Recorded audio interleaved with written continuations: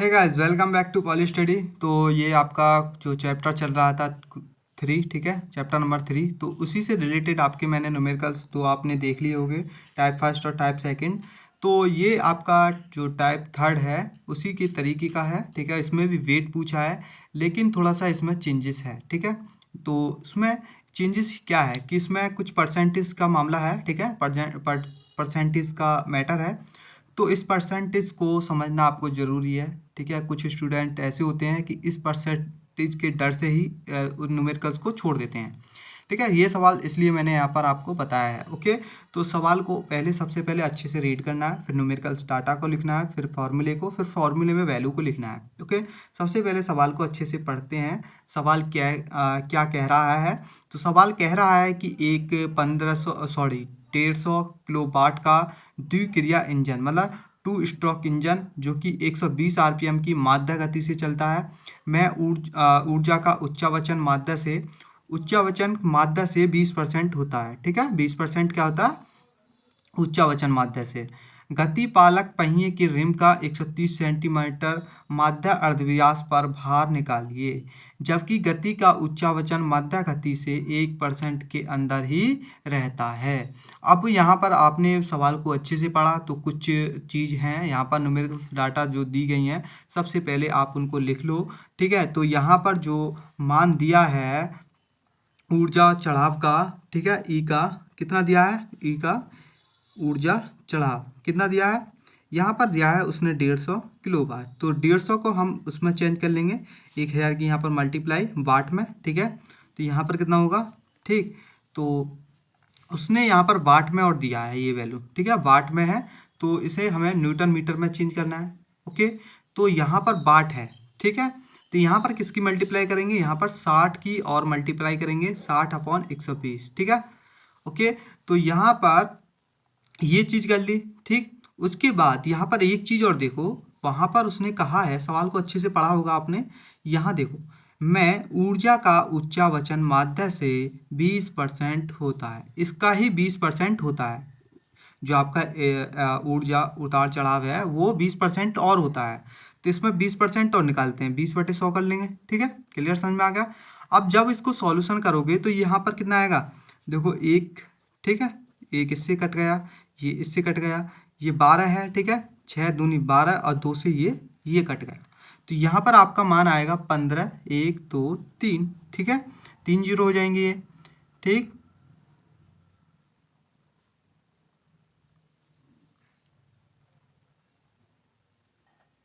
ठीक है, इसके बाद क्या करना है, यहाँ पर इसका मात्रा को लिख देता हूँ मैं, न्यूटन इंटू मीटर, ठीक है, न्यूटन इंटू मीटर। एक न्यूमेरिकल डाटा यहाँ पर हमने लिख लिया है। उसके बाद हमें दूसरा न्यूमेरिकल डाटा लिखना है, के का मान। तो के का मान उसने दिया है, देखो यहाँ पर के का मान उसने दिया है 130 सेंटीमीटर माध्य अर्धव्यास, ठीक है। ये माध्य अर्धव्यास के नाम के से भी आ सकता है, ठीक है, गुणा त्रिज्या का दूसरा नाम माध्य अर्धव्यास, ठीक है। तो 130 सेंटीमीटर, इसको मीटर में चेंज करना है। तो यहाँ पर क्या करना है, इसको यहाँ पर 100 से भाग करेंगे तो के का जो मान आएगा वो आएगा 1.3 मीटर, ठीक है, 1.3 मीटर आ जाएगा। इसके बाद यहाँ पर जो आपका और कुछ दिया है इसमें सवाल में, उसको लिख लेते हैं, ठीक है। तो यहाँ पर जो आपकी वैल्यू दी है एम की वैल्यू कितनी दी है यहाँ पर, ठीक है। तो यहाँ पर एम की वैल्यू यहाँ से हमें निकालनी होगी, ठीक है, क्योंकि वेट पूछा है। तो एम की वैल्यू तो इसमें दी नहीं है, वो हमें निकालनी होगी, ठीक है। तो यहाँ पर सबसे पहले एक चीज़ और चाहिएगी, यहाँ पर एन का मान। तो एन का मान यहाँ पर उसने दिया नहीं है, ठीक है, सॉरी, दिया है एन का मान, तो दिया है आरपीएम, जो आरपीएम से घूम रही है, जो कि 120 आरपीएम, मतलब औसत गति तो दी है। और उसमें जो गति में परिवर्तन है उसका मान हमें निकालना होगा। तो गति में परिवर्तन का मान पीछे जिस प्रकार से हमने निकाला है उसी तरीके से इस सवाल में भी हमें यहाँ पर निकालना होगा। मतलब n1 माइनस n2 का मान, n1 माइनस n2 का मान निकालना होगा। तो वहाँ पर 2 की मल्टीप्लाई इंटू जो वैल्यू आपकी दी है, कितनी दी है, आरपीएम औसत गति 120, ठीक है, 120 से दी है 120, और उसका कितना परसेंट के अंदर रखना है, 1%। तो यहाँ पर 1% है तो 1/100, ठीक है। क्लियर, समझ में आ गया। यहाँ से एक बार ये कट गया और 2 से यहाँ पर ये जो कटेगा 5 बार, इसको भाग करोगे तो ये आएगा 2.4, ठीक है, n1 माइनस n2 का मान। अब हमारा जो फॉर्मूला है उस फॉर्मूले को लिख लेते हैं एक बार यहाँ पर, ठीक है। तो फॉर्मूला क्या है आपका, ठीक, ई उतार चढ़ाव, ठीक है। तो यहाँ पर कितना होगा, ई उतार चढ़ाव बराबर पाई स्क्वायर अपॉन 900, ठीक है, एम के स्क्वायर इंटू औसत गति एन, ठीक है, औसत गति एन इंटू यहाँ पर ये कोष्टक में लिख लेता हूँ गति में परिवर्तन, ठीक है। क्लियर समझ में आ गया। अब इनका क्या करना है, यहाँ से m निकालना है। तो m बराबर क्या होगा, यहाँ पर इसका मान कितना है 15,000, ठीक है। 15,000 में 900 की मल्टीप्लाई कर देता हूँ डायरेक्ट, ठीक है। उसके बाद अपॉन, अब यहाँ पर पाई स्क्वायर आ जाएगा, ठीक है, पाई स्क्वायर इंटू के स्क्वायर आ जाएगा, ठीक है, इंटू एन की वैल्यू आ जाएगी यहाँ पर, ठीक। उसके बाद n1 माइनस n2 की वैल्यू आ जाएगी। क्लियर समझ में आ गया यहाँ तक। उसके बाद देखो दोनों की मल्टीप्लाई करोगे, ठीक, तो यहाँ पर जो आपकी बैठेगी 135,000, ठीक है, इतना आया था मान पीछे भी। अब इनका वैल्यू कितनी है, वैल्यू रख लेते हैं यहाँ पर पाई स्क्वायर इंटू के का मान कितना आया 1.3 का स्क्वायर इंटू एन का मान कितना आया 120 RPM है, ठीक है, 120 RPM और इसका मान कितना निकला था 2.4। क्लियर। अब यहाँ से हम केसीओ उठाते हैं, ठीक है, केसीओ। तो यहाँ पर कितना है, सबसे पहले पाई स्क्वायर, ठीक है, शिफ्ट पाई, ठीक है, इसका क्या करेंगे यहाँ से स्क्वायर, ठीक, मल्टीप्लाई कितनी करनी है इसमें, यहाँ पर 1.3 का स्क्वायर, ठीक है, कोष्टक बंद इंटू 120 इंटू 2.4, ठीक है, यही है 2.4 है, ठीक है, समझ में आ गया। अब यहाँ पर हम क्या करते हैं इजिकल टू, ठीक है, ठीक, ये आपका आया है 4803, ठीक है, यहाँ पर लिख लेते हैं 135,1,2,3,4,5,0 अपॉन यह है आपका 4803.73, ठीक है।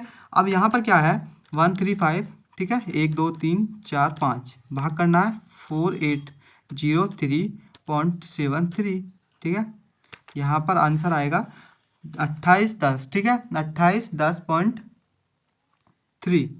तो यहाँ पर लिख देना है 28, दिख रहा है ना आपको अच्छे से, ठीक है। तो यहाँ पर अच्छे से नहीं दिख रहा होगा, तो यहाँ पर आएगा 28, ठीक है, 2810.3 किलोग्राम, ठीक है, इतना आ चुका है किसका मान, m का मान।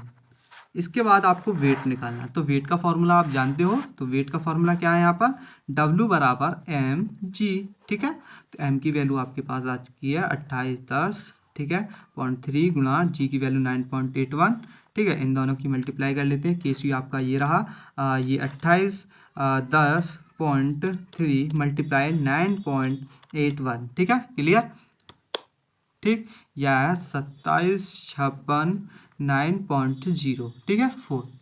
तो आप लिख सकते हो इसको, जीरो आ रही है यहाँ पर एक डिजिट में, तो आप इसको इस प्रकार से लिख सकते हो 27,569। किस में आया है ये वैल्यू, न्यूटन में, क्योंकि वेट का मात्रक न्यूटन होता है। क्लियर समझ में आ गया। सो गाइस इस वीडियो को ज़्यादा से ज़्यादा शेयर करना है।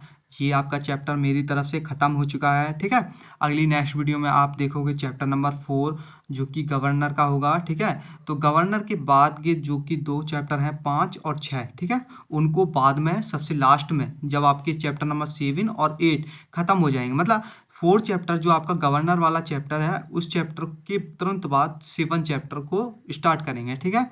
वो शायद गियर से रिलेटेड है, ठीक है, गियर वाला चैप्टर है, और उसके बाद है आपका आवृत्ति से रिलेटेड, ठीक है ना, उस चैप्टर को स्टार्ट करेंगे, ठीक। तो जो 5वें और 6ठे चैप्टर हैं उनको हम बाद में स्टार्ट करेंगे, ठीक है ना। तो वीडियो को ज़्यादा से ज़्यादा शेयर करें, जितने भी पॉलिटेक्निक के 5th सेमेस्टर के स्टूडेंट हैं, ठीक है, मैकेनिकल वाले, तो ज़्यादा से ज़्यादा शेयर करें। और क्योंकि ये जो न्यूमेरिकल्स हैं 10 नंबर और 5 नंबर में पूछे जाते हैं, ओके, इस प्रकार के न्यूमेरिकल्स, ठीक है, क्योंकि पिछली बार से ये न्यूमेरिकल्स पूछे जाने लगे हैं। तो इसलिए जैसे जैसे आपके ईयर बढ़ती जा रही है उस हिसाब से ही आपके न्यूमेरिकल्स की भी जो पहले रेंज थी आपकी न्यूमेरिकल्स 1, ठीक है, उसके बाद 2 बढ़कर हुई, हो सकता है 3 से 4 के बीच में भी न्यूमेरिकल्स आने लगे। तो न्यूमेरिकल्स पर भी फोकस ज़्यादा से ज़्यादा करना चाहिए, ठीक है। डेरिवेशन तो है ही, उसके बाद आपको न्यूमेरिकल्स पर भी फोकस करना चाहिए। तो मैंने न्यूमेरिकल्स बहुत अच्छे से आपको समझा दिए हैं, ठीक है। मिलते हैं आपसे नेक्स्ट वीडियो में नेक्स्ट चैप्टर के साथ। Thank you.